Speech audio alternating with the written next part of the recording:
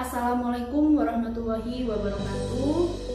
Saya Feralita Listianti dari kelas 4 SMA Negeri 1 Banjarmargo.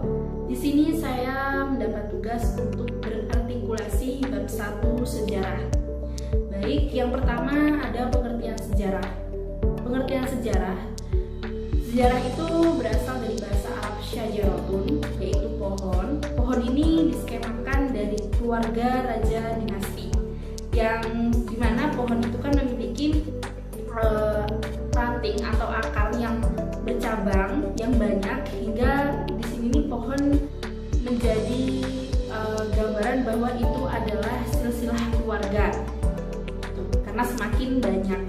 Manfaat kita belajar sejarah yang pertama adalah edukatif, yaitu sebagai sumber pengetahuan, mengajarkan kepada generasi muda hal yang baik dan yang buruk. Yang kedua yaitu adalah inspiratif, meningkatkan kemampuan generasi muda untuk semakin maju.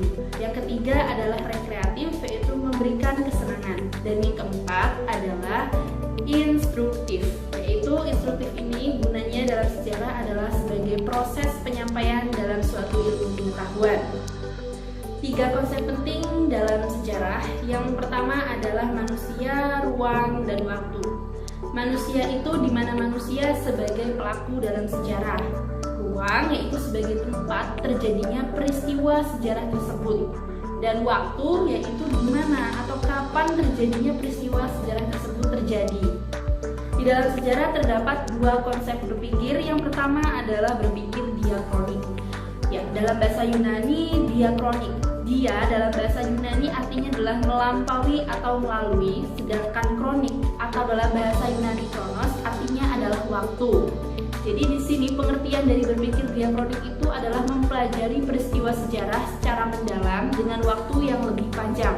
Ciri-ciri berpikir diakronik itu yang pertama adalah bersifat vertikal. Yang kedua terdapat konsep perbandingan, cakupan kajiannya itu lebih luas dan lebih menekankan pada proses. Dalam berpikir diakronik ini tadi terdapat 2 konsep. Yang pertama ada konsep kronologis dan konsep periodisasi. Konsep kronologis itu adalah dia itu memberikan gambaran secara utuh tentang sejarah.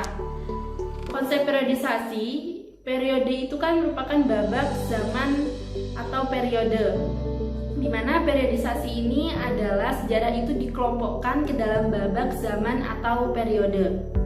Untuk yang kedua ada berpikir sinkronik. Dalam bahasa Yunani sinkronik, sin itu artinya dengan, dan kronik itu atau kronos yang artinya adalah waktu.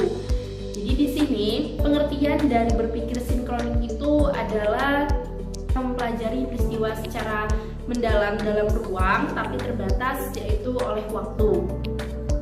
Ciri-ciri dari berpikir sinkronik yang pertama itu bersifat horizontal, tidak memiliki konsep perbandingan, cakupan kajiannya itu lebih sedikit atau lebih sempit. Sumber dalam sejarah yaitu ada 2, yaitu sumber primer dan sumber sekunder. Sumber primer itu berasal dari kesaksian orang yang menyaksikan, mengalami peristiwa sejarah tersebut.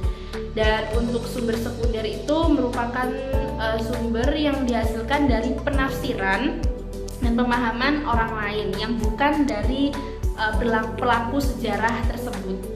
Baik, itu tadi artikulasi yang bisa saya sampaikan dari pemahaman bab 1 sejarah.